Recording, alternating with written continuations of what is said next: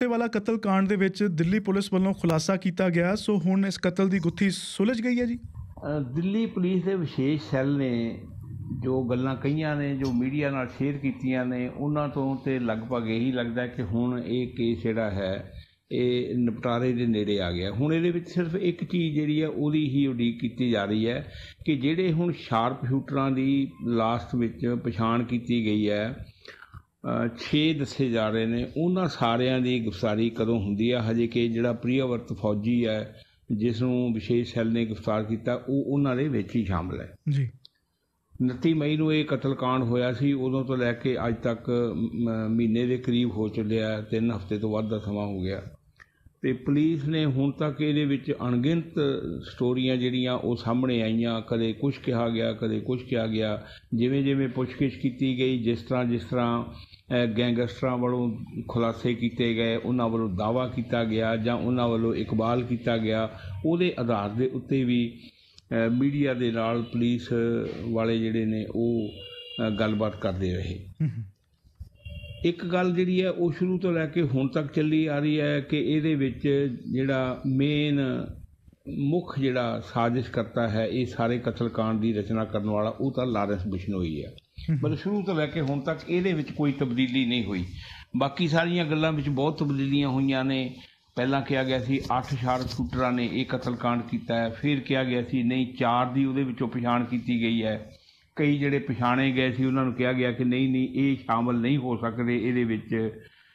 ਕਿਸੇ ਨੂੰ ਕਿਹਾ ਗਿਆ ਕਿ ਇਹ ਮਤਲਬ ਸਿਰਫ ਰੈਕੀ ਕਰਨ ਵਾਲਾ ਸੀ, ਕਿਸੇ ਨੂੰ ਕਿਹਾ ਗਿਆ ਕਿ ਇਹ ਸਿਰਫ ਉਹਨਾਂ ਨੂੰ ਆਪਣੇ ਕੋਲ ਠਹਿਰਾਉਣ ਵਾਲਾ ਸੀ।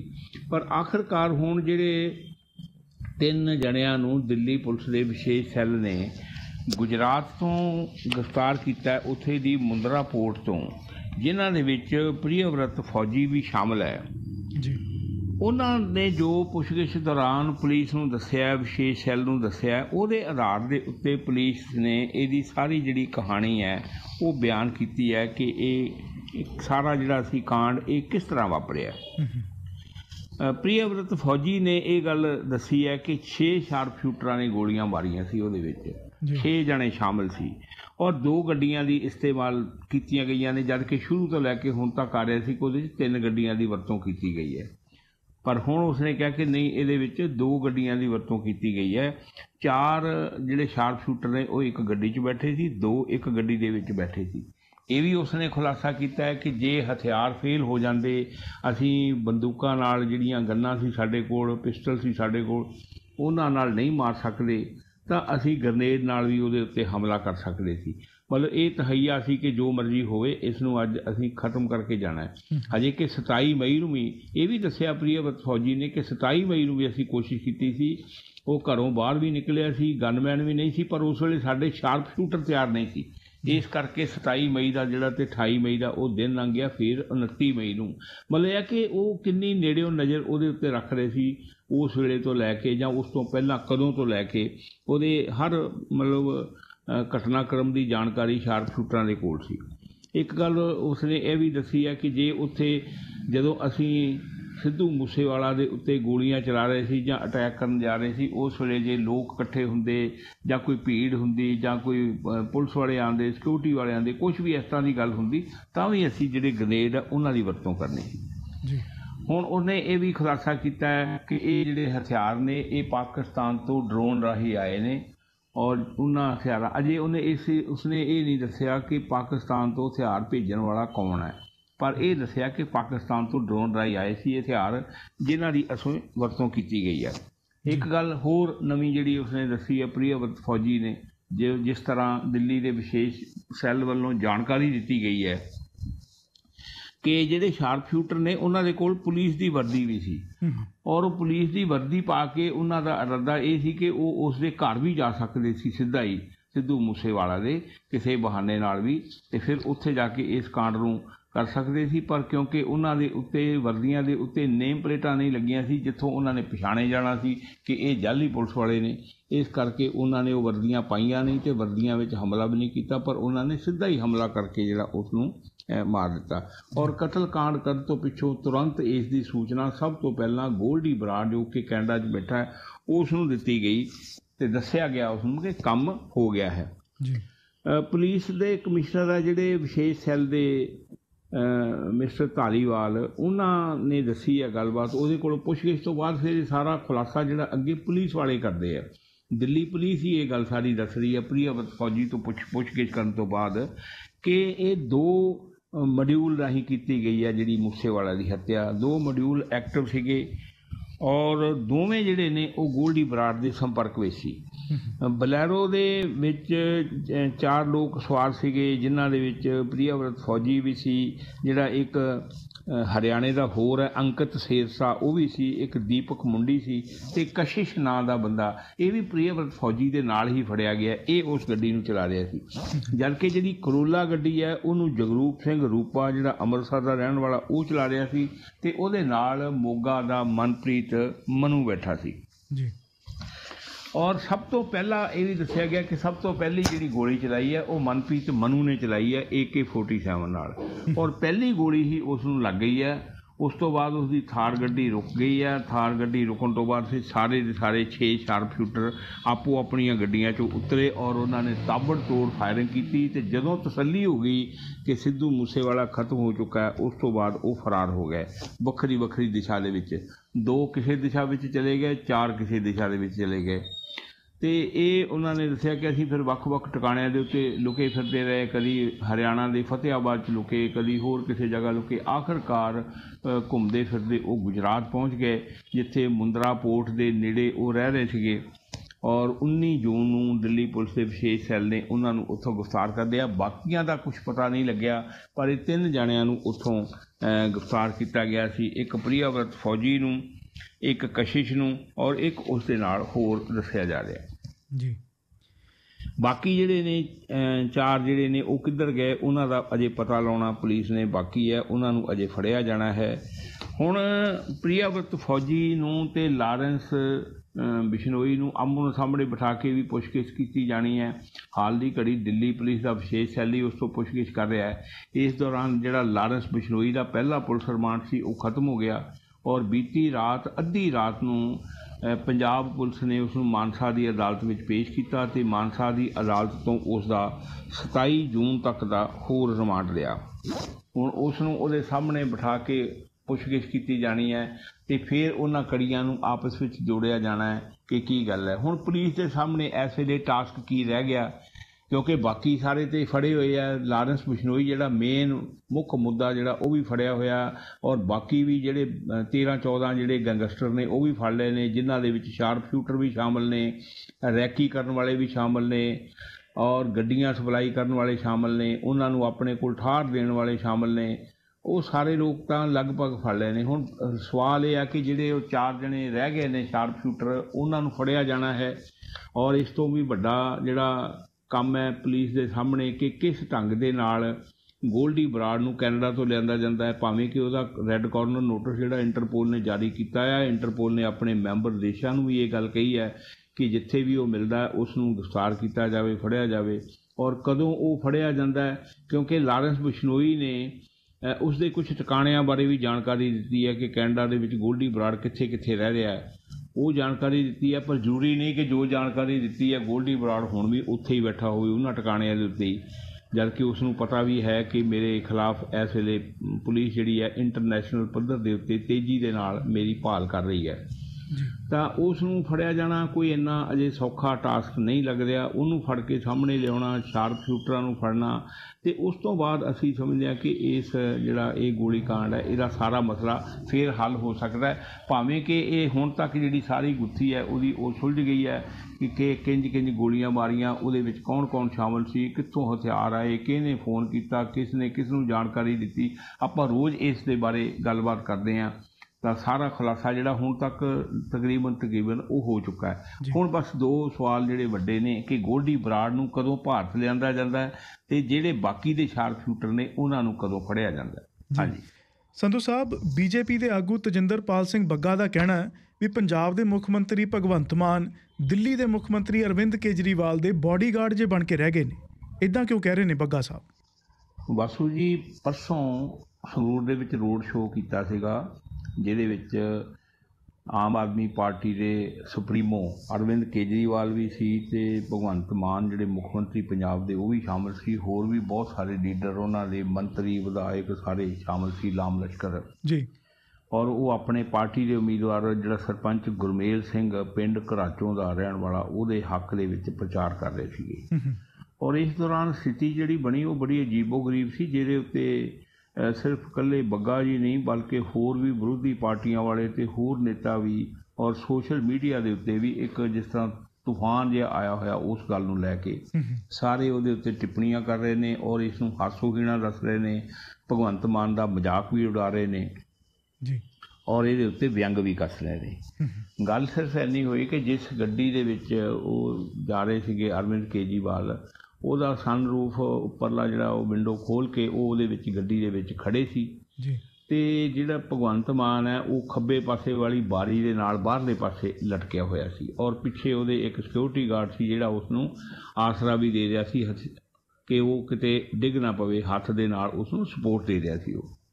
ਹੁਣ ਇਹ ਗੱਲ ਬੜੀ ਅਜੀਬੋ-ਗਰੀਬ ਲੱਗਦੀ ਹੈ ਕਿ ਇੱਕ ਸੂਬੇ ਦਾ ਜਿਹੜਾ ਮੁੱਖ ਮੰਤਰੀ ਹੈ ਔਰ ਰੋਡ ਸ਼ੋਅ ਕਰ ਰਹੇ ਹਨ ਤਾਂ ਉਹ ਬੰਦਾ ਥੱਲੇ ਬਾਰੀ ਦੇ ਨਾਲ ਲਟਕਿਆ ਹੋਇਆ ਤੇ ਅਰਵਿੰਦ ਕੇਜਰੀਵਾਲ ਜਿਹੜਾ ਪਾਰਟੀ ਪ੍ਰਧਾਨ ਹੈ ਉਹ ਉਹਦੇ ਉੱਪਰ ਛੱਤ ਦੇ ਉੱਪਰ ਖੜ੍ਹਾ ਹੈ।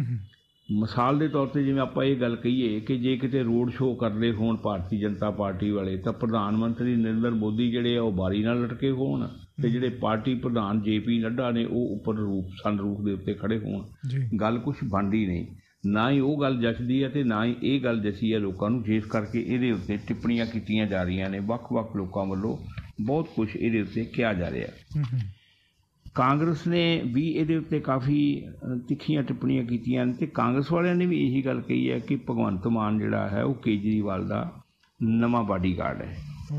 ਮਤਲਬ ਉਹ ਬਾਡੀਗਾਰਡ ਜਿੱਥੇ ਲਟਕਿਆ ਹੋਇਆ ਬਾਰੀ ਵਿੱਚ, ਉੱਥੇ ਭਗਵੰਤ ਮਾਨ ਵੀ ਨਾਲ ਲਟਕਿਆ ਹੋਇਆ ਤੇ ਕੇਜਰੀਵਾਲ ਜਿਹੜਾ ਉਹ ਉੱਪਰ ਬੈਠਾ, ਇਸ ਕਰਕੇ ਉਸ ਨੂੰ ਬਾਡੀਗਾਰਡ ਕਿਹਾ ਗਿਆ। ਨਾਲ ਕਾਂਗਰਸ ਨੇ ਇਹ ਵੀ ਕਿਹਾ ਕਿ ਪੰਜਾਬ ਦੇ ਵਿੱਚ ਅੱਜ ਤੱਕ ਕਿੰਨੇ ਮੁੱਖ ਮੰਤਰੀ ਹੋਏ ਨੇ, ਅੱਜ ਤੱਕ ਕੋਈ ਮੁੱਖ ਮੰਤਰੀ ਜਿਹੜਾ ਉਹ ਇੰਨਾ ਨੀਵਾਂ ਨਹੀਂ ਝੁਕਿਆ ਜਿੰਨਾ ਭਗਵੰਤ ਮਾਨ ਝੁਕ ਰਿਹਾ ਹੈ। ਗੱਲ ਸਿਰਫ ਇਹ ਸਿੱਧੀ ਕੀਤੀ ਜਾ ਰਹੀ ਹੈ ਕਿ ਭਗਵੰਤ ਮਾਨ ਜਿਹੜਾ ਉਹ ਆਪਣੇ ਆਪ ਨੂੰ ਅਰਵਿੰਦ ਕੇਜਰੀਵਾਲ ਦੇ ਸਾਹਮਣੇ ਮਤਲਬ ਨੀਵਾਂ ਮਹਿਸੂਸ ਕਰ ਰਿਹਾ ਜਾਂ ਨੀਵਾਂ ਆਪਣੇ ਸ਼ੋਅ ਕਰ ਰਿਹਾ, ਇਸ ਤਰ੍ਹਾਂ ਦੀ ਸਥਿਤੀ ਬਣੀ ਹੋਈ ਹੈ। ਵਿਰੋਧੀ ਪਾਰਟੀਆਂ ਵਾਲੇ ਜਦੋਂ ਤੋਂ ਸਰਕਾਰ ਬਣੀ ਹੈ ਉਦੋਂ ਤੋਂ ਕਹਿੰਦੇ ਆ ਰਹੇ ਨੇ, ਬਲਕਿ ਖਦਸ਼ੇ ਪਹਿਲਾਂ ਤੋਂ ਵੀ ਜ਼ਾਹਰ ਕੀਤੇ ਜਾ ਰਹੇ ਸੀ ਕਿ ਬੇਸ਼ੱਕ ਭਗਵੰਤ ਮਾਨ ਮੁੱਖ ਮੰਤਰੀ ਬਣੇ, ਇਹਦੀ ਚਾਬੀ ਸਾਰੀ ਅਰਵਿੰਦ ਕੇਜਰੀਵਾਲ ਦੇ ਹੱਥ 'ਚ ਹੋਵੇਗੀ। ਬਾਅਦ 'ਚ ਜੋ ਕੁਛ ਹੋਇਆ ਸਾਰਾ ਉਹਦੇ ਤੋਂ ਵੀ ਜ਼ਾਹਰ ਇਹੀ ਲਗਭਗ ਹੋਇਆ ਹੈ ਕਿ ਚਾਬੀ ਸਾਰੀ ਅਰਵਿੰਦ ਕੇਜਰੀਵਾਲ ਦੇ ਹੱਥ ਵਿੱਚ ਹੈ। ਭਗਵੰਤ ਮਾਨ ਆਪਣੇ ਬਲਬੂਤੇ ਦੇ ਉੱਤੇ, ਆਪਣੇ ਪੱਧਰ ਦੇ ਉੱਤੇ ਕੋਈ ਬਹੁਤੇ ਫੈਸਲੇ ਜਿਹੜੇ ਨੇ ਉਹ ਨਹੀਂ ਲੈ ਸਕਦਾ। ਔਰ ਹੁਣ ਵੀ ਜਦੋਂ ਉਹ ਆਇਆ ਤਾਂ ਅਰਵਿੰਦ ਕੇਜਰੀਵਾਲ ਨੂੰ ਦੇਖ ਕੇ ਇਹ ਕਿਹਾ ਗਿਆ ਕਿ ਇੰਜ ਲੱਗਦਾ ਹੈ ਕਿ ਅਸਲੀ ਮੁੱਖ ਮੰਤਰੀ ਆ ਗਏ ਸੀਗੇ, ਇਸ ਕਰਕੇ ਭਗਵੰਤ ਮਾਨ ਨੂੰ ਸੀਟ ਛੱਡਣੀ ਪਈ ਹੈ। ਮਤਲਬ ਅਸਲੀ ਮੁੱਖ ਮੰਤਰੀ ਉਸ ਨੂੰ ਕਿਹਾ ਗਿਆ ਕੇਜਰੀਵਾਲ ਨੂੰ, ਉਹ ਆ ਗਏ ਸੀ। ਅਕਾਲੀ ਦਲ ਵਾਲਿਆਂ ਨੇ ਵੀ ਇਹਦੇ ਖਿਲਾਫ ਟਵਿੱਟਰ ਦੇ ਉੱਤੇ ਕਾਫੀ ਲਿਖਿਆ ਕਿ ਇੱਕ ਫੋਟੋ ਜਿਹੜੀ ਆ ਪੇਸ਼ ਕਰ ਦੇਣੀ ਕਾਫੀ ਹੈ, ਬਜਾਏ ਦੇ ਕਿ ਅਸੀਂ ਹਜ਼ਾਰ ਸ਼ਬਦਾਂ ਦੇ ਵਿੱਚ ਕੋਈ ਗੱਲ ਕਰੀਏ ਔਰ ਕਹੀਏ। ਇੱਕ ਫੋਟੋ ਜਿਹੜੀ ਹੈ ਉਹ ਬਹੁਤ ਕੁਝ ਬਿਆਨ ਕਰਦੀ ਹੈ ਤੇ ਇਸ ਫੋਟੋ ਨੇ ਪੰਜਾਬੀਆਂ ਨੂੰ ਸਭ ਕੁਝ ਕਲੀਅਰ ਕਰ ਦਿੱਤਾ ਹੈ ਕਿ ਉਹਨਾਂ ਦਾ ਮੁੱਖ ਮੰਤਰੀ ਕੌਣ ਹੈ, ਉਹਨਾਂ ਦੇ ਨਾਲ ਕੀ ਹੋ ਰਿਹਾ ਹੈ, ਕੀ ਨਹੀਂ ਹੋ ਰਿਹਾ। ਪ੍ਰਤਾਪ ਬਾਜਵਾ ਜਿਹੜੇ ਵਿਰੋਧੀ ਧਿਰ ਦੇ ਨੇਤਾ ਨੇ ਪੰਜਾਬ ਅਸੈਂਬਲੀ ਦੇ ਵਿੱਚ, ਪੰਜਾਬ ਸਰਕਾਰ ਦੇ ਵਿੱਚ, ਉਹਨਾਂ ਨੇ ਵੀ ਕਿਹਾ ਕਿ ਫੋਟੋ ਦੇਖ ਕੇ ਇਹ ਨਹੀਂ ਸਮਝ ਆਉਂਦਾ ਕਿ CM ਕੌਣ ਹੈ। ਭਾਰਤੀ ਜਨਤਾ ਪਾਰਟੀ ਦੇ ਜਨਰਲ ਸਕੱਤਰ ਸੁਭਾਸ਼ ਸ਼ਰਮਾ, ਉਹਨਾਂ ਨੇ ਬੜੀ ਸਖਤ ਟਿੱਪਣੀ ਕੀਤੀ ਹੈ। ਉਹਨਾਂ ਨੇ ਕਿਹਾ ਕਿ ਭਗਵੰਤ ਮਾਨ ਨੂੰ ਜੇ ਮੁੱਖ ਮੰਤਰੀ ਦੇ ਅਹੁਦੇ ਦੀ ਪਰਵਾਹ ਨਹੀਂ, ਜੇ ਉਸ ਨੂੰ ਆਪਣੀ ਪਰਵਾਹ ਨਹੀਂ ਤਾਂ ਘੱਟੋ ਘੱਟ ਉਹ ਪੱਗ ਦੀ ਲਾਜ ਹੀ ਰੱਖ ਲੈਂਦਾ, ਪੱਗ ਦੀ ਸ਼ਰਮ ਹੀ ਰੱਖ ਲੈਂਦਾ। ਉਸ ਨੇ ਜਿਹੜਾ ਆਪਣੇ ਆਪ ਨੂੰ ਹੀ ਸਿਰਫ ਨੀਵਾਂ ਨਹੀਂ ਦਿਖਾਇਆ, ਪੱਗ ਨੂੰ ਵੀ ਨੀਵਾਂ ਦਿਖਾਇਆ। ਮਤਲਬ ਇਹ ਕਾਫੀ ਉਹਨਾਂ ਦੇ ਖਿਲਾਫ ਇਸ ਤਰ੍ਹਾਂ ਦੀਆਂ ਟਿੱਪਣੀਆਂ ਜਿਹੜੀਆਂ ਕੀਤੀਆਂ ਗਈਆਂ ਨੇ। ਜਿਸ ਤਰ੍ਹਾਂ ਮਨਜਿੰਦਰ ਸਿਰਸਾ ਨੇ ਭਾਜਪਾ ਦੇ, ਉਹਨਾਂ ਨੇ ਕਿਹਾ ਕਿ ਭਗਵੰਤ ਮਾਨ ਨੂੰ ਤਾਂ ਕੇਜਰੀਵਾਲ ਨੇ ਲਟਕਾ ਹੀ ਦਿੱਤਾ ਹੈ। ਸੁਖਪਾਲ ਖਹਿਰਾ ਨੇ ਗੱਲ ਕਹੀ ਹੈ ਕਿ ਹੁਣ ਕਲੀਅਰ ਹੋ ਗਿਆ ਕਿ ਪੰਜਾਬ ਕੇਜਰੀਵਾਲ ਵਰਗੇ ਬਾਹਰ ਦੇ ਲੋਕਾਂ ਵੱਲੋਂ ਚਲਾਇਆ ਜਾ ਰਿਹਾ ਹੈ। ਸੋ ਇਸ ਮਾਮਲੇ ਨੂੰ ਲੈ ਕੇ ਇਹ ਟਿੱਪਣੀਆਂ ਕੀਤੀਆਂ ਜਾ ਰਹੀਆਂ ਨੇ ਔਰ ਭਗਵੰਤ ਮਾਨ ਨੂੰ ਬਾਡੀਗਾਰਡ ਦੱਸਿਆ ਜਾ ਰਿਹਾ ਹੈ। ਚੋਣ ਪ੍ਰਚਾਰ ਦੇ ਵਿੱਚ ਉਹ ਗਏ ਸੀਗੇ, ਉੱਥੇ ਇਸ ਤਰ੍ਹਾਂ ਦੀ ਹਾਸੋਹੀਣੀ ਸਥਿਤੀ ਬਣੀ ਹੈ ਜਿਹਦੇ ਵਿੱਚ ਚੁਫੇਰਿਓਂ ਟਿੱਪਣੀਆਂ ਕੀਤੀਆਂ ਜਾ ਰਹੀਆਂ ਨੇ। ਔਰ ਸੰਗਰੂਰ ਜਿਹੜੀ ਲੋਕ ਸਭਾ ਦੀ ਉਪ ਚੋਣ ਹੈ, ਕੱਲ੍ਹ ਨੂੰ ਵੋਟਾਂ ਪੈਣੀਆਂ, ਉੱਥੇ ਬੀਤੇ ਦਿਨ ਪ੍ਰਚਾਰ ਖਤਮ ਹੋ ਗਿਆ। ਉੱਥੇ ਹੁਣ ਸਾਰੇ ਜਿਹੜੇ ਉਮੀਦਵਾਰ ਨੇ ਔਰ ਉਹਨਾਂ ਦੇ ਸੰਬੰਧਿਤ ਲੋਕ ਨੇ ਜਿਹੜੇ ਉਹ ਡੋਰ ਟੂ ਡੋਰ ਜਾ ਕੇ ਚੋਣ ਪ੍ਰਚਾਰ ਕਰ ਸਕਦੇ ਨੇ। ਜ਼ਿਲ੍ਹੇ ਵਿੱਚ ਧਾਰਾ 144 ਲਾਗੂ ਕਰ ਦਿੱਤੀ ਗਈ ਹੈ। ਜਿਹੜੇ ਬਾਹਰ ਤੋਂ ਨੇਤਾ ਆਏ ਸੀ, ਵਰਕਰ ਆਏ ਸੀ, ਹੋਰ ਹਮਾਇਤੀ ਲੋਕ ਆਏ ਸੀ, ਸਭ ਨੂੰ ਕਿਹਾ ਕਿ ਜ਼ਿਲ੍ਹਾ ਛੱਡ ਕੇ ਤੁਸੀਂ ਵਾਪਸ ਚਲੇ ਜਾਓ। ਪੁਲਿਸ ਸਖਤੀ ਨਾਲ ਉਹਦੀ ਜਾਂਚ ਪੜਤਾਲ ਕਰ ਰਹੀ ਹੈ ਕਿ ਜੇ ਕੋਈ ਉੱਥੇ ਰੁਕਿਆ ਹੋਇਆ ਮਿਲ ਜਾਂਦਾ ਹੈ, ਚੋਣ ਕਮਿਸ਼ਨ ਦੀਆਂ ਹਦਾਇਤਾਂ ਨੇ, ਤਾਂ ਉਸ ਦੇ ਖਿਲਾਫ ਕੇਸ ਦਰਜ ਕੀਤਾ ਜਾਵੇ। ਸੋ ਕੱਲ੍ਹ ਹੁਣ ਇੰਤਜ਼ਾਰ ਕਰ ਰਹੇ ਆਪਾਂ ਕਿ ਇਸ ਦੇ ਵਿੱਚ ਕੱਲ੍ਹ ਨੂੰ ਵੋਟਾਂ ਪੈਣਗੀਆਂ ਜੀ ਇਸ ਮਾਮਲੇ। ਹਾਂਜੀ, ਤੇ ਸੰਧੂ ਸਾਹਿਬ ਉਧਰ ਹੁਣ ਰਾਸ਼ਟਰਪਤੀ ਚੋਣ ਦੀ ਵੀ ਜਿਹੜੀ ਸਥਿਤੀ ਪੂਰੀ ਕਲੀਅਰ ਹੋ ਗਈ ਹੈ ਕਿ ਹੁਣ ਬੀਜੇਪੀ ਵੱਲੋਂ ਦ੍ਰੋਪਦੀ ਮੁਰਮੂ ਤੇ ਦੂਜੇ ਪਾਸੋਂ ਆਪੋਜੀਸ਼ਨ ਵੱਲੋਂ ਯਸ਼ਵੰਤ ਸਿਨਹਾ ਕੈਂਡੀਡੇਟਸ ਹੋਣਗੇ। ਦੋਹਾਂ ਧਿਰਾਂ ਵੱਲੋਂ ਐਲਾਨ ਕਰ ਦਿੱਤਾ ਗਿਆ ਹੈ। UPA ਵੱਲੋਂ ਯਸ਼ਵੰਤ ਸਿਨਹਾ ਨੂੰ ਅੱਗੇ ਲਿਆਂਦਾ ਗਿਆ ਹੈ। ਯਸ਼ਵੰਤ ਸਿਨਹਾ ਜਿਨ੍ਹਾਂ ਦਾ ਬੜਾ ਲੰਬਾ ਕੈਰੀਅਰ ਹੈ, ਉਹ IAS ਅਫਸਰ ਰਹੇ ਨੇ 24 ਸਾਲ ਤੱਕ, ਬਾਅਦ ਵਿੱਚ ਵੱਖ-ਵੱਖ ਸਰਕਾਰਾਂ ਦੇ ਵਿੱਚ ਕੇਂਦਰੀ ਮੰਤਰੀ ਰਹੇ ਨੇ। ਅਟਲ ਬਿਹਾਰੀ ਵਾਜਪਾਈ ਦੀ ਸਰਕਾਰ ਵਿੱਚ ਵੀ ਰਹੇ ਸੀ, ਉਸ ਤੋਂ ਪਹਿਲਾਂ ਜਿਹੜੀ ਚੰਦਰ ਸ਼ੇਖਰ ਦੀ ਸਰਕਾਰ ਹੈ ਉਹਦੇ ਵਿੱਚ ਵੀ ਰਹੇ ਸੀ। ਫਿਰ ਉਹ ਬਾਅਦ 'ਚ ਅਖੀਰ ਵਿੱਚ ਆ ਕੇ ਭਾਰਤੀ ਜਨਤਾ ਪਾਰਟੀ ਤੋਂ ਮਾਯੂਸ ਜਿਹੇ ਹੋ ਗਏ, ਨਾਰਾਜ਼ ਜਿਹੇ ਹੋ ਗਏ। ਬੜਾ ਧੜੱਲੇਦਾਰ ਅਤੇ ਕੱਦਾਵਰ ਨੇਤਾ ਨੂੰ ਸਮਝਿਆ ਜਾਂਦਾ ਹੈ, ਬੁਲੰਦ ਨੇਤਾ ਸਮਝਿਆ ਜਾਂਦਾ ਹੈ, ਔਰ ਵਿੱਤ ਮੰਤਰੀ ਵੀ ਰਹੇ, ਵਿਦੇਸ਼ ਮੰਤਰੀ ਵੀ ਰਹੇ, ਬੜੇ ਵੱਡੇ ਵੱਡੇ ਅਹੁਦੇ ਸੰਭਾਲੇ ਉਹਨਾਂ ਨੇ, ਇੰਨੀ ਕਾਬਲੀਅਤ ਦੇ ਮਾਲਕ ਉਹ। ਪਰ ਭਾਰਤੀ ਜਨਤਾ ਪਾਰਟੀ ਦੇ ਵਿੱਚ ਬਾਅਦ ਵਿੱਚ ਸਥਿਤੀਆਂ ਕੁਝ ਇਸ ਤਰ੍ਹਾਂ ਦੀਆਂ ਬਣੀਆਂ ਕਿ ਉਹਨਾਂ ਨੂੰ ਨਜ਼ਰਅੰਦਾਜ਼ ਕੀਤਾ ਜਾਣ ਲੱਗਾ, ਤਾਂ ਉਹ ਪਾਰਟੀ ਛੱਡ ਕੇ ਬਾਹਰ ਆ ਗਏ। ਆਖਰਕਾਰ ਫਿਰ ਉਹਨਾਂ ਨੇ 2021 ਦੇ ਵਿੱਚ ਮਮਤਾ ਦੀ ਜਿਹੜੀ ਪੱਛਮੀ ਬੰਗਾਲ ਦੀ ਤ੍ਰਿਣਮੂਲ ਕਾਂਗਰਸ ਹੈ ਉਹ ਜੁਆਇਨ ਕਰ ਲਈ। ਹੁਣ ਉਹਨਾਂ ਨੇ ਤ੍ਰਿਣਮੂਲ ਕਾਂਗਰਸ ਤੋਂ ਵੀ ਅਸਤੀਫਾ ਦੇ ਦਿੱਤਾ ਹੈ ਕਿਉਂਕਿ ਉਹਨਾਂ ਨੇ ਰਾਸ਼ਟਰਪਤੀ ਦੀ ਚੋਣ ਲੜਨੀ ਹੈ। ਔਰ ਉਹ ਘੱਟੋ ਘੱਟ 13-14 ਪਾਰਟੀਆਂ ਨੇ ਜਿਹੜੀਆਂ ਉਹਨਾਂ ਦੀ ਹਮਾਇਤ ਉਹਨਾਂ ਨੂੰ ਪ੍ਰਾਪਤ ਹੈ, ਜਿਨ੍ਹਾਂ ਦੇ ਵਿੱਚ ਸਮਾਜਵਾਦੀ ਪਾਰਟੀ ਵੀ ਸ਼ਾਮਲ ਹੈ, ਤ੍ਰਿਣਮੂਲ ਕਾਂਗਰਸ ਵੀ ਸ਼ਾਮਲ ਹੈ, ਕਾਂਗਰਸ ਵੀ ਸ਼ਾਮਲ ਹੈ। ਹਜੇ ਕਿ ਇਹ ਕਿਹਾ ਜਾ ਰਿਹਾ ਹੈ ਕਿ UPA ਅਤੇ NDA ਦੋਹਾਂ ਵੱਲੋਂ ਕਿਸੇ ਦੇ ਕੋਲ ਵੀ ਆਪਣੇ ਬਲਬੂਤੇ ਉੱਤੇ ਬਹੁਮਤ ਨਹੀਂ ਹੈ। ਜੇ ਵੋਟ ਪੈਂਦੇ ਨੇ ਤਾਂ ਦੋਵੇਂ ਧਿਰਾਂ ਜਿਹੜੀਆਂ ਨੇ ਉਹ ਆਪਣੇ ਸਿਰ ਦੇ ਉੱਤੇ ਨਹੀਂ ਜਿੱਤ ਸਕਦੀਆਂ, ਉਹਨਾਂ ਨੂੰ ਹੋਰ ਪਾਰਟੀਆਂ ਦੀ ਹਮਾਇਤ ਲੈਣੀ ਪਵੇਗੀ। ਵਿਰੋਧੀ ਧਿਰ ਨੂੰ ਵੀ ਬਾਕੀ ਜਿਹੜੇ ਛੋਟੇ ਛੋਟੇ ਖੇਤਰੀ ਦਲ ਨੇ ਉਹਨਾਂ ਦੀ ਹਮਾਇਤ ਲੈਣੀ ਪਵੇਗੀ। ਅਤੇ ਜੇ ਭਾਰਤੀ ਜਨਤਾ ਪਾਰਟੀ ਨੇ ਇਹ ਚੋਣ ਜਿੱਤਣੀ ਹੈ ਤਾਂ ਭਾਰਤੀ ਜਨਤਾ ਪਾਰਟੀ ਨੂੰ ਵੀ ਆਪਣੀਆਂ ਵੋਟਾਂ ਤੋਂ ਇਲਾਵਾ ਹੋਰ ਪਾਰਟੀਆਂ ਦੀਆਂ ਵੋਟਾਂ ਦੀ ਹਮਾਇਤ ਲੈਣੀ ਪਵੇਗੀ। ਭਾਰਤੀ ਜਨਤਾ ਪਾਰਟੀ ਨੇ ਜਿਹੜੀ ਮੁਰਮੂ ਹੈ, ਉੜੀਸਾ ਦੇ ਨਾਲ ਸੰਬੰਧਿਤ ਹੈ, ਭਾਰਤੀ ਜਨਤਾ ਪਾਰਟੀ ਦੀ ਕਬਾਇਲੀ ਆਗੂ ਹੈ, ਉਸ ਨੂੰ ਉਮੀਦਵਾਰ ਬਣਾਇਆ ਹੈ। ਉਹ ਉੜੀਸਾ ਦੇ ਵਿੱਚ ਰਾਜਪਾਲ ਵੀ ਰਹਿ ਚੁੱਕੇ, ਝਾਰਖੰਡ ਦੇ ਵਿੱਚ ਰਾਜਪਾਲ ਵੀ ਰਹਿ ਚੁੱਕੇ ਨੇ।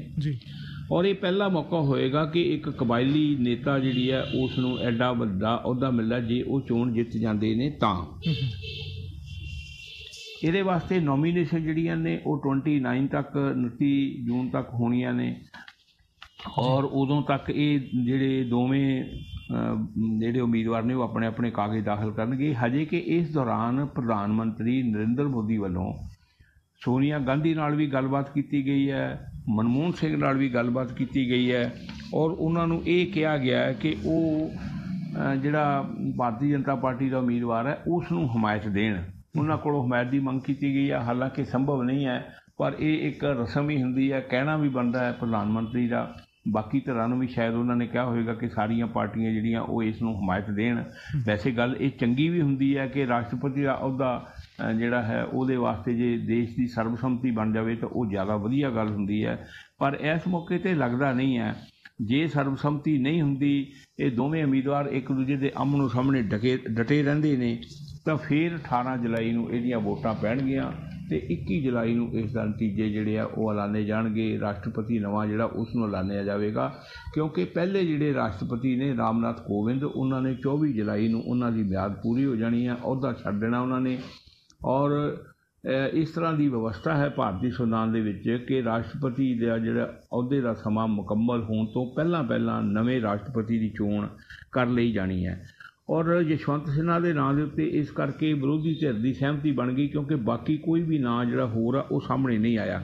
3-4 ਨਾਂ ਹੋਰ ਉੱਠੇ ਸੀ ਇਸ ਦੌਰਾਨ, ਅਤੇ ਉਹਨਾਂ ਨੇ ਆਪਣੇ ਨਾਂ ਜਿਹੜੇ ਨੇ ਉਹ ਵਾਪਸ ਲੈ ਲਏ। ਗੋਪਾਲ ਕ੍ਰਿਸ਼ਨ ਗਾਂਧੀ ਦਾ ਨਾਂ ਆਇਆ ਸੀ, ਉਹਨਾਂ ਨੇ ਵੀ ਕਿਹਾ ਕਿ ਮੈਂ ਨਹੀਂ ਚੋਣ ਲੜਨੀ। ਸ਼ਰਦ ਪਵਾਰ ਦੇ ਉੱਤੇ ਵੀ ਪ੍ਰੈਸ਼ਰ ਪਾਇਆ ਜਾ ਰਿਹਾ ਸੀ, ਪਰ ਸ਼ਰਦ ਪਵਾਰ ਨੇ ਵੀ ਨਾਂਹ ਕਰ ਦਿੱਤੀ ਕਿ ਮੈਂ ਅਜੇ ਸਰਗਰਮ ਸਿਆਸਤ ਵਿੱਚ ਰਹਿਣਾ, ਮੈਂ ਇਸ ਤੋਂ ਰਿਟਾਇਰ ਨਹੀਂ ਹੋਣਾ ਚਾਹੁੰਦਾ। ਫਾਰੂਕ ਅਬਦੁੱਲਾ ਜਿਹੜੇ ਜੰਮੂ ਕਸ਼ਮੀਰ ਦੇ ਨੇਤਾ ਨੇ ਉਹਨਾਂ ਨੂੰ ਵੀ ਕਿਹਾ ਗਿਆ ਸੀਗਾ, ਪਰ ਉਹਨਾਂ ਨੇ ਵੀ ਕਿਹਾ ਕਿ ਮੈਂ ਵੀ ਰਾਸ਼ਟਰਪਤੀ ਦੀ ਚੋਣ ਵਿੱਚ ਮੇਰੀ ਕੋਈ ਦਿਲਚਸਪੀ ਨਹੀਂ, ਮੈਂ ਸੂਬੇ ਦੀ ਸਿਆਸਤ ਵਿੱਚ ਹੀ ਰਹਿਣਾ ਪਸੰਦ ਕਰਦਾ ਹਾਂ। ਇਸ ਕਰਕੇ ਉਹਨਾਂ ਵੀ ਇਨਕਾਰ ਕਰ ਦਿੱਤਾ ਅਤੇ ਫਿਰ ਇਹੋ ਉਮੀਦਵਾਰ ਬਚਿਆ ਯਸ਼ਵੰਤ ਸਿਨਹਾ, ਜਿਸ ਦੇ ਨਾਂ ਦੇ ਉੱਤੇ ਮੋਹਰ ਲੱਗੀ ਹੈ ਸਰਬਸੰਮਤੀ ਨਾਲ। ਮਮਤਾ ਬੈਨਰਜੀ ਦੀ ਇਹਨਾਂ ਨੂੰ ਹਮਾਇਤ ਹਾਸਲ ਸੀ, ਉਹਨਾਂ ਵੱਲੋਂ ਹੀ ਨਾਂ ਪੇਸ਼ ਕੀਤਾ ਗਿਆ। ਉਹਨਾਂ ਦੀ ਪਾਰਟੀ ਦੇ ਨਾਲ ਹੀ ਇਹ ਕੱਲ੍ਹ ਤੱਕ ਸੰਬੰਧਿਤ ਸਨ ਔਰ ਮਮਤਾ ਬੈਨਰਜੀ ਨੇ ਉਹਨਾਂ ਨੂੰ ਉਮੀਦਵਾਰ ਚੁਣੇ ਜਾਣ ਦੇ ਉੱਤੇ ਵਧਾਈ ਦਿੱਤੀ ਹੈ।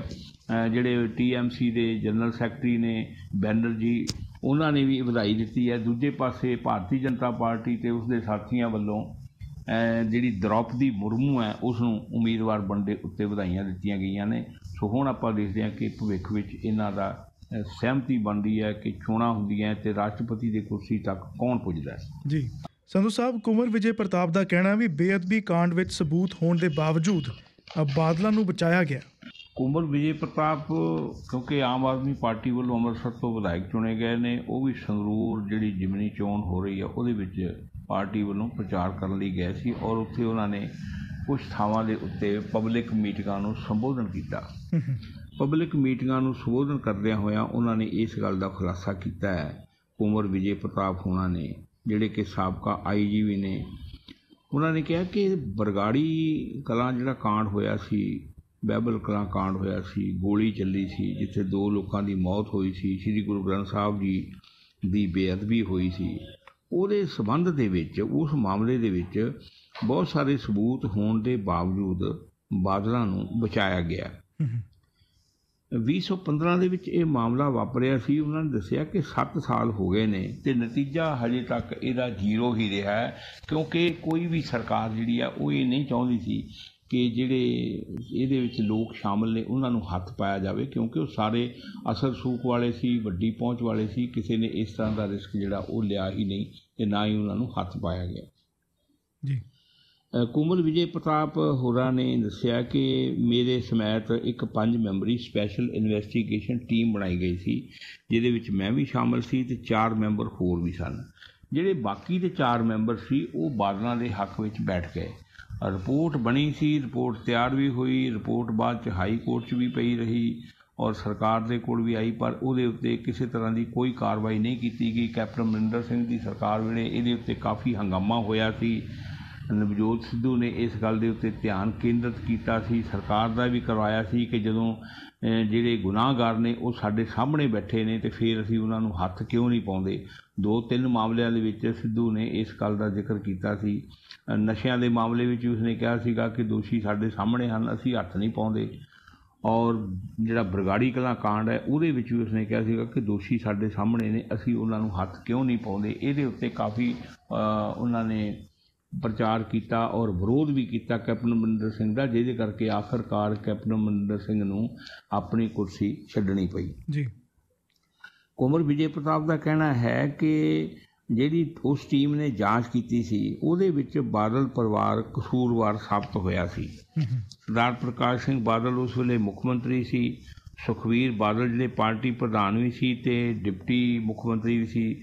ਦੋਹਾਂ ਦੇ ਖਿਲਾਫ ਸਬੂਤ ਮਿਲੇ, ਪਰ ਸਰਕਾਰਾਂ ਜਿਹੜੀਆਂ ਨੇ ਉਹ ਇਸ ਨੂੰ ਸ਼ਰੇਆਮ ਗੋਲ ਮੋਲ ਕਰ ਗਈਆਂ ਅਤੇ ਬਾਦਲ ਪਰਿਵਾਰ ਨੂੰ ਬਚਾ ਲਿਆ ਗਿਆ। ਇੱਕ ਗੱਲ ਹੋਰ ਵੀ ਉਹਨਾਂ ਨੇ ਕਹੀ ਹੈ ਕੁੰਵਰ ਵਿਜੇ ਪ੍ਰਤਾਪ ਹੋਰਾਂ ਨੇ ਕਿ ਬੇਸ਼ੱਕ ਸਰਕਾਰਾਂ ਨੇ ਅਦਾਲਤੀ ਕਾਰਵਾਈ ਤੋਂ ਬਾਦਲ ਪਰਿਵਾਰ ਨੂੰ ਬਚਾ ਲਿਆ, ਬਾਦਲ ਪਰਿਵਾਰ ਬਚ ਗਿਆ ਅਦਾਲਤੀ ਕਾਰਵਾਈ ਤੋਂ। ਐਡਾ ਵੱਡਾ ਗੁਨਾਹ ਜਿਹੜਾ ਹੋਣ ਦੇ ਮਾਮਲੇ ਨਾਲ ਜੁੜੇ ਹੋਏ ਸੀ ਉਹ, ਪਰ ਇਸ ਤੋਂ ਬਾਵਜੂਦ ਲੋਕਾਂ ਦੀ ਕਚਹਿਰੀ ਦੇ ਵਿੱਚ ਉਹਨਾਂ ਨੂੰ ਹਾਰ ਦਾ ਸਾਹਮਣਾ ਕਰਨਾ ਪਿਆ। ਲੋਕਾਂ ਨੇ 2 ਚੋਣਾਂ ਦੇ ਵਿੱਚ ਉਹਨਾਂ ਨੂੰ ਬੁਰੀ ਤਰ੍ਹਾਂ ਨਾਲ ਹਰਾ ਦਿੱਤਾ। ਆ ਜਿਹੜੀਆਂ ਹੁਣ ਚੋਣਾਂ ਹੋਈਆਂ ਨੇ ਇਹਦੇ ਵਿੱਚ ਉਹਨਾਂ ਦੇ ਸਿਰਫ 3 ਵਿਧਾਇਕ ਹੀ ਚੁਣੇ ਗਏ ਨੇ ਪੂਰੇ ਪੰਜਾਬ ਤੋਂ, ਜਦ ਕਿ ਪਹਿਲਾਂ ਜਦੋਂ ਕੈਪਟਨ ਅਮਰਿੰਦਰ ਸਿੰਘ ਦੀ ਸਰਕਾਰ ਬਣੀ ਸੀ ਉਸ ਵੇਲੇ ਵੀ ਮਤਲਬ ਅਕਾਲੀ ਦਲ ਦੀ ਜਿਹੜੀ ਹਾਲਤ ਹੈ ਉਹ ਬੜੀ ਮਾੜੀ ਹੋਈ ਸੀ। ਜੀ ਉਹਨਾਂ ਨੇ ਇਹ ਕਿਹਾ ਕਿ ਇਸ ਦੇ ਨਾਲ ਨਾਲ ਇੱਕ ਗੱਲ ਹੋਰ ਵੀ ਹੋਈ ਜਿਹਦੇ ਕਰਕੇ ਉਹਨਾਂ ਨੇ ਭਗਵੰਤ ਮਾਨ ਦੀ ਸਰਕਾਰ ਉੱਤੇ ਵੀ ਕੁਛ ਨਿਸ਼ਾਨਾ ਲਾਇਆ ਔਰ ਇਹ ਵੀ ਦੱਸਿਆ ਕਿ ਮੈਂ ਭਗਵੰਤ ਮਾਨ ਜਿਹੜੇ ਮੁੱਖ ਮੰਤਰੀ ਨੇ ਉਹਨਾਂ ਨੂੰ ਚਿੱਠੀ ਲਿਖ ਕੇ ਇਸ ਸੰਬੰਧ ਦੇ ਵਿੱਚ ਜਾਣੂ ਵੀ ਕਰਾਇਆ ਸੀ ਕਿ ਜਿਹੜੇ ਉਸ ਸਪੈਸ਼ਲ ਇਨਵੈਸਟੀਗੇਸ਼ਨ ਟੀਮ ਦੇ ਵਿੱਚ ਮੈਂਬਰ ਸੀਗੇ ਉਹਨਾਂ ਵਿੱਚੋਂ ਇੱਕ ਨੂੰ ਇੰਟੈਲੀਜੈਂਸ ਦਾ ਮੁਖੀ ਲਾ ਦਿੱਤਾ ਗਿਆ ਅਤੇ ਇੱਕ ਨੂੰ ਅੰਮ੍ਰਿਤਸਰ ਦਾ ਕਮਿਸ਼ਨਰ ਬਣਾ ਦਿੱਤਾ ਗਿਆ। ਇਸ ਤਰ੍ਹਾਂ ਦਾ ਉਹਨਾਂ ਨੂੰ ਜਿਹੜਾ ਮਾਣ ਸਤਿਕਾਰ ਦਿੱਤਾ ਜਾਣਾ ਇਹ ਕੋਈ ਬਹੁਤ ਵਧੀਆ ਗੱਲ ਨਹੀਂ, ਕਿਉਂਕਿ ਉਹਨਾਂ ਨੇ ਉੱਥੇ ਆਪਣੀ ਬਣਦੀ ਭੂਮਿਕਾ ਜਿਹੜੀ ਹੈ ਉਹ ਠੀਕ ਢੰਗ ਦੇ ਨਾਲ ਨਹੀਂ ਨਿਭਾਈ। ਅਤੇ ਭਗਵੰਤ ਮਾਨ ਦੀ ਸਰਕਾਰ ਨੇ ਇਹਦੇ ਉੱਤੇ ਕੁਛ ਖਾਸ ਜਿਹੜੀ ਹਿਲਜੁਲ ਨਹੀਂ ਕੀਤੀ, ਨਾ ਕੋਈ ਪ੍ਰਤੀਕਿਰਿਆ ਦਿੱਤੀ ਹੈ। ਇਹਦਾ ਮਤਲਬ ਇਹ ਹੈ ਕਿ ਜਿਸ ਤਰ੍ਹਾਂ ਬਾਦਲ ਸਰਕਾਰ ਵੇਲੇ ਇਹ ਕਾਂਡ ਵਾਪਰਿਆ ਸੀ, ਬਾਦਲ ਸਰਕਾਰ 'ਤੇ ਆਪਣੇ ਆਪ ਦੇ ਖਿਲਾਫ ਕਿਸ ਤਰ੍ਹਾਂ ਕਾਰਵਾਈ ਕਰਨੀ ਸੀ, ਉਹਨਾਂ ਨਹੀਂ ਕੀਤੀ। ਕੈਪਟਨ ਅਮਰਿੰਦਰ ਸਿੰਘ ਦੀ ਉਹਨਾਂ ਨਾਲ ਮਿਲੀ ਭਗਤ ਸੀ, ਕੈਪਟਨ ਅਮਰਿੰਦਰ ਸਿੰਘ ਨੇ ਵੀ ਬਾਦਲਾਂ ਦੇ ਖਿਲਾਫ ਕੋਈ ਕਾਰਵਾਈ ਨਹੀਂ ਕੀਤੀ। ਅਤੇ ਹੁਣ ਆਮ ਆਦਮੀ ਪਾਰਟੀ ਵੀ ਉਹਨਾਂ ਦੇ ਬੰਦਿਆਂ ਦੀ ਪੁਸ਼ਤ ਪਨਾਹੀ ਕਰ ਰਹੀ ਹੈ ਜਿਹੜੇ ਬਾਦਲ ਸਰਕਾਰ ਨੂੰ ਬਚਾਉਣ ਦੇ ਵਿੱਚ ਅਧਿਕਾਰੀ ਲੱਗੇ ਹੋਏ ਸਨ।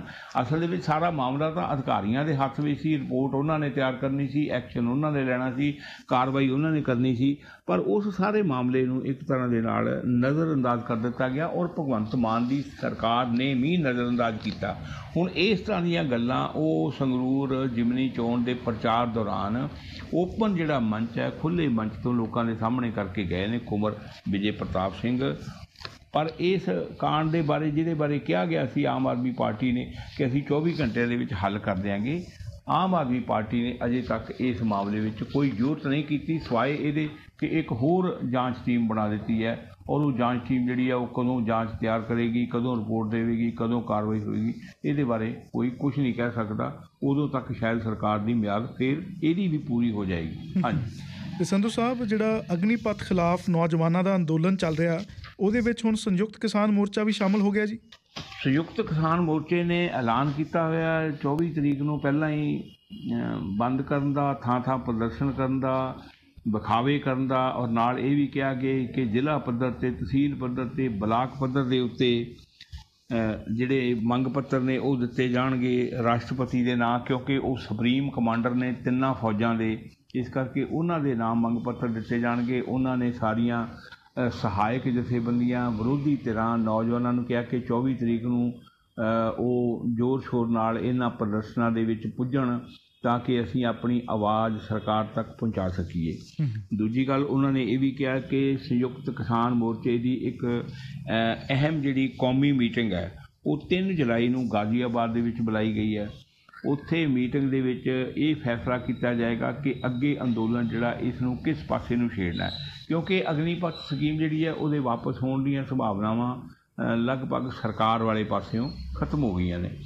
ਸਰਕਾਰ ਵੀ ਉਸ ਦੀਆਂ ਸਿਫਤਾਂ ਕਰ ਰਹੀ ਹੈ, ਪ੍ਰਧਾਨ ਮੰਤਰੀ ਨਰਿੰਦਰ ਮੋਦੀ ਵੀ ਉਹਦੀਆਂ ਸਿਫਤਾਂ ਕਰ ਰਹੇ ਨੇ, ਰੱਖਿਆ ਮੰਤਰੀ ਵੀ ਸਿਫਤਾਂ ਕਰ ਰਹੇ ਨੇ, ਤਿੰਨਾਂ ਫੌਜਾਂ ਦੇ ਜਿਹੜੇ ਜਰਨੈਲ ਨੇ ਉਹ ਵੀ ਇਸ ਦੀਆਂ ਸਿਫਤਾਂ ਕਰ ਰਹੇ ਨੇ, ਅਤੇ ਜਿਹੜੇ ਕੌਮੀ ਸੁਰੱਖਿਆ ਸਲਾਹਕਾਰ ਨੇ ਜੀ ਅਜੀਤ ਡੋਭਾਲ, ਉਹਨਾਂ ਨੇ ਵੀ ਇਹ ਗੱਲ ਕਹੀ ਹੈ ਕਿ ਇਹ ਜਿਹੜੀ ਸਕੀਮ ਹੈ ਕਿਸੇ ਵੀ ਹਾਲਤ ਦੇ ਵਿੱਚ ਵਾਪਸ ਨਹੀਂ ਹੋਵੇਗੀ, ਇਸ ਨੂੰ ਅਮਲੀ ਰੂਪ ਦਿੱਤਾ ਜਾਵੇਗਾ। ਹੁਣ ਉਹਦੇ ਨਾਲ ਇਸ ਤਰ੍ਹਾਂ ਦੀਆਂ ਕੁਝ ਕੋਸ਼ਿਸ਼ਾਂ ਹੋ ਰਹੀਆਂ ਨੇ ਨੌਜਵਾਨਾਂ ਨੂੰ ਭਰਮਾਉਣ ਦੀਆਂ, ਉਹਨਾਂ ਨੂੰ ਇਸ ਮਾਮਲੇ ਵਿੱਚ ਫਸਾਉਣ ਦੀਆਂ ਕਿ ਉਹ ਆਖਰਕਾਰ ਇਹਦੇ ਵਾਸਤੇ ਮੰਨ ਜਾਣ ਕਿ ਜਿਸ ਤਰ੍ਹਾਂ ਜਿਹੜੇ ਹਰਿਆਣਾ ਦੇ ਮੁੱਖ ਮੰਤਰੀ ਨੇ ਖੱਟੜ ਸਾਹਿਬ, ਉਹਨਾਂ ਨੇ ਇਹ ਗੱਲ ਕੀਤੀ ਹੈ ਕਿ ਜਿਹੜੇ ਨੌਜਵਾਨ 4 ਸਾਲ ਨੌਕਰੀ ਕਰਕੇ ਫੌਜ ਦੇ ਵਿੱਚੋਂ ਰਿਟਾਇਰ ਹੋ ਕੇ ਆਉਣਗੇ ਉਹਨਾਂ ਨੂੰ ਅਸੀਂ ਆਪਣੀ ਸਰਕਾਰ ਦੇ ਵਿੱਚ ਨੌਕਰੀਆਂ ਦੇਵਾਂਗੇ। ਗੱਲ ਤਾਂ ਉੱਥੇ ਆ ਗਈ ਕਿ ਜੇ ਸਰਕਾਰੀ ਨੌਕਰੀ ਉਹਨਾਂ ਨੂੰ ਬਾਅਦ 'ਚ ਉੱਥੋਂ ਆਇਆਂ ਨੂੰ ਦੇਣੀ ਹੈ ਤਾਂ ਉਹਨਾਂ ਨੂੰ ਪਹਿਲਾਂ ਦੇ ਦਿਓ। ਉਹਨਾਂ ਨੂੰ 4 ਸਾਲ ਉੱਥੇ ਜਿਹੜਾ ਉਹ ਉਹਦੇ ਵਾਸਤੇ ਆਪਣੀ ਮਿਹਨਤ ਕਰਨੀ, ਪੜ੍ਹਾਈ ਕਰਨੀ, ਜਦੋਜਹਿਦ ਕਰਨੀ, ਉਹਦੇ ਤੋਂ ਉਹਨਾਂ ਦਾ ਬਚਾਅ ਹੋ ਸਕੇ। ਪਰ ਦੂਜੇ ਪਾਸੇ ਜਿਹੜੇ ਨੌਜਵਾਨ ਨੇ ਉਹ ਇਹਨਾਂ ਗੱਲਾਂ ਪ੍ਰਤੀ ਕੋਈ ਹੁੰਗਾਰਾ ਨਹੀਂ ਭਰ ਰਹੇ। ਕੁਝ ਪਬਲਿਕ ਪ੍ਰਾਈਵੇਟ ਅਦਾਰਿਆਂ ਨੇ, ਕਾਰਪੋਰੇਟ ਘਰਾਣਿਆਂ ਨੇ ਵੀ ਇਹ ਗੱਲ ਕੀਤੀ ਹੈ, ਜਿਹੜੇ ਸਰਕਾਰ ਪੱਖੀ ਆਪਾਂ ਸਮਝ ਸਕਦੇ ਹਾਂ ਸਰਕਾਰ ਪੱਖੀ ਨੇ, ਉਹਨਾਂ ਨੇ ਵੀ ਇਹ ਗੱਲ ਕਹੀ ਹੈ ਕਿ ਜਿਹੜੇ ਨੌਜਵਾਨ ਜਿਹੜੇ ਨੇ ਰਿਟਾਇਰ ਹੋ ਕੇ ਆਉਣਗੇ ਤਾਂ ਅਸੀਂ ਉਹਨਾਂ ਨੂੰ ਆਪਣੇ ਕੋਲ ਨੌਕਰੀਆਂ ਦੇ ਦੇਵਾਂਗੇ ਆਪਣੇ ਅਦਾਰਿਆਂ ਦੇ ਵਿੱਚ।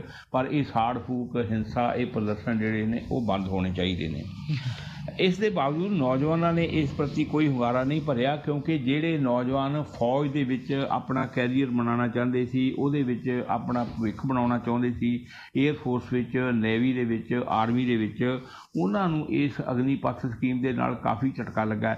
ਹੋ ਸਕਦਾ ਹੈ ਕਿ ਜਦੋਂ ਭਰਤੀ ਸ਼ੁਰੂ ਹੋਵੇ, ਰਿਕਰੂਟਮੈਂਟ ਸ਼ੁਰੂ ਹੋਵੇ, ਉਹਦੇ ਵਾਸਤੇ ਕੁਝ ਨੌਜਵਾਨ ਜਿਹੜੇ ਬੇਰੁਜ਼ਗਾਰੀ, ਲਾਚਾਰੀ, ਮਜਬੂਰੀ ਦੀ ਸਥਿਤੀ ਵਿੱਚ ਉਹਦੇ ਵਾਸਤੇ ਜਾ ਵੀ ਸਕਦੇ ਨੇ ਕਿ ਜੋ ਕੁਝ ਮਿਲਦਾ ਜਿੰਨੇ ਚਿਰ ਵਾਸਤੇ ਮਿਲਦਾ ਉਹ ਤੇ ਲਓ, ਬਾਅਦ 'ਚ ਫਿਰ ਦੇਖੀ ਜਾਏਗੀ।